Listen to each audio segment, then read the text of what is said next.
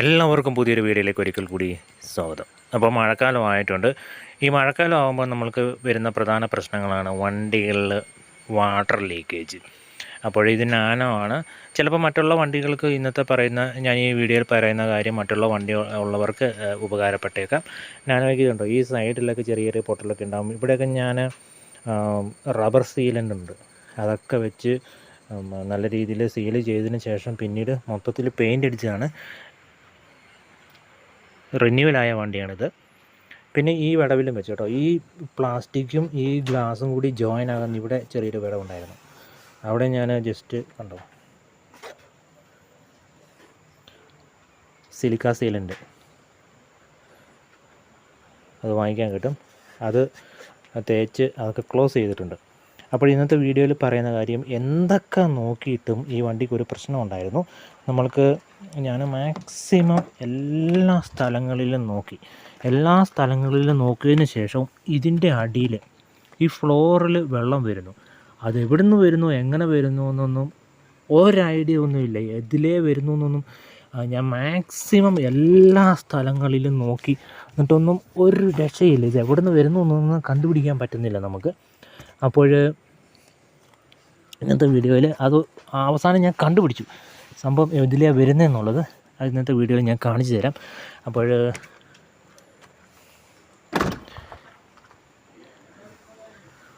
മുകളിലുള്ള ഈ ബീഡിങ് ഉണ്ടല്ലോ, ഇവിടെയൊക്കെ ചിലപ്പം ഇതിൻ്റെ അകത്ത് വെള്ളം ഇറങ്ങിയിരുന്ന് തുരുമ്പൊക്കെ എടുക്കാം. മുകൾവശം ഈ മുകളിൽ നിന്ന് നനയാൻ സാധ്യതയുണ്ട്. അപ്പോൾ ഇവിടെയും നിങ്ങൾ 100 രൂപയുള്ളൂ ഒരു സീലൻ്റ് സിലിക്കയുടെ ഒരു ട്യൂബിന്. അതും വേണം, ഒരു ഗണ്ണും വേണം. അതിനുശേഷം മൊത്തത്തിൽ ഇതങ്ങ് അടിച്ചു കൊടുക്കുക. ഇതുണ്ടോ, ഈ ഗ്ലാസിൻ്റെ ഇവിടെയൊക്കെ ഞാൻ ഫില്ല് ചെയ്തിട്ടുണ്ട്. ഇതെവിടെ നിന്നാണെന്ന് അറിയാൻ പറ്റത്തില്ല. അതുകൊണ്ട് ഞാൻ എല്ലാ ഭാഗങ്ങളും ഈ തരത്തിൽ സിലിക്ക സീലൻ്റ് അടിച്ചു കൊടുത്തു. ബ്ലാക്ക് വാങ്ങിക്കാൻ കിട്ടും, ബ്ലാക്കും ഉണ്ട് ക്ലിയറും ഉണ്ട്. ബ്ലാക്ക് വാങ്ങിച്ചാൽ മതി. അപ്പോൾ അവസാനമായിട്ട് പ്രോബ്ലം ഞാൻ കണ്ടുപിടിച്ചു. പ്രോബ്ലം എവിടെയാണ് സംഭവിക്കുന്നതെന്ന് പറഞ്ഞിട്ടുണ്ടെങ്കിൽ, ഇതുണ്ട്, ഈ അകത്തോട്ട് പോകുന്ന ഈ ഇലക്ട്രിക്കൽ കേബിളൊക്കെ സ്പൈറലിട്ട് വെച്ചിട്ടുണ്ടല്ലോ, ഇതാണ് നമ്മൾക്ക് പണി തന്നുകൊണ്ടിരുന്നത്. അപ്പോൾ ഇതിലേക്കോ ഇതുണ്ടോ, ഇവിടെയൊക്കെ ഇങ്ങനെ കട്ടൊക്കെ ഉണ്ടാവും. ഇവിടെയൊക്കെ ഇതിലേ ഒഴുകി വരുന്ന മഴവെള്ളം ഇതിലേ ഇറങ്ങി ഈ പൈപ്പിൻ്റെ ഉള്ളിൽ വരും. ഈ പൈപ്പിൻ്റെ ഉള്ളിൽ വന്ന ശേഷം അതാണ് ഡ്രോപ്പായിട്ട് താഴോട്ടിറങ്ങുന്നത്. നമ്മൾക്ക് അകത്തെ ഫ്ലോറിൽ ഈ സൈഡിൽ മാത്രമേ വെള്ളം വരുന്നുള്ളൂ, അപ്പർ സൈഡിൽ വരുന്നില്ല. ഈ സൈഡിൽ മാത്രം, അതായത് ഇതിൻ്റെ ഉള്ളിൽ കൂടെ വെള്ളം കയറി ഇതിലും ഹൈറ്റിലായിരിക്കും. ഇതുണ്ട്, ഈ കേബിളൊക്കെ ഇവിടെ കുറച്ചെണ്ണം നിൽപ്പുണ്ട് ഓപ്പണായിട്ട്.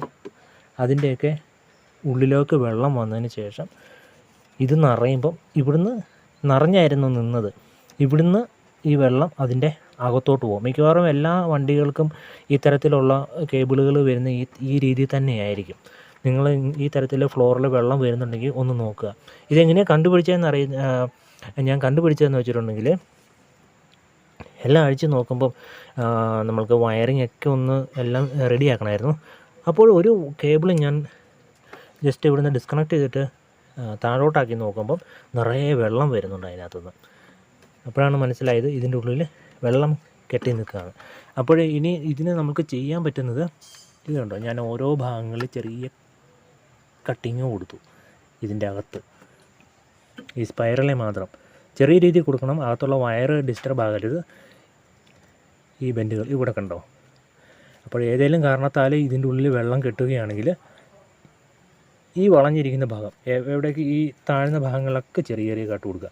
ഈ ഭാഗങ്ങളിലൂടെ വെള്ളം താഴോട്ട് പോകും. ഇവിടെയൊക്കെ കൊടുത്തിട്ടുണ്ട് ചെറിയ രീതിയിൽ, കണ്ടോ, ചെറിയ രീതിയിലൊന്ന് ഡാമേജ് ആക്കി വെച്ചാൽ മതി. അതിലെ വെള്ളം താഴോട്ട് പോകും. ഇത്ര മാത്രം ചെയ്താൽ മതി. ഇപ്പം ആ പ്രശ്നം സോൾവ് ആയിട്ടുണ്ട്. അപ്പോഴിപ്പം ഇന്നത്തെ വീഡിയോയിൽ പറഞ്ഞ കാര്യം എല്ലാവർക്കും ഉപകാരപ്പെടുമെന്ന് വിചാരിക്കുന്നു.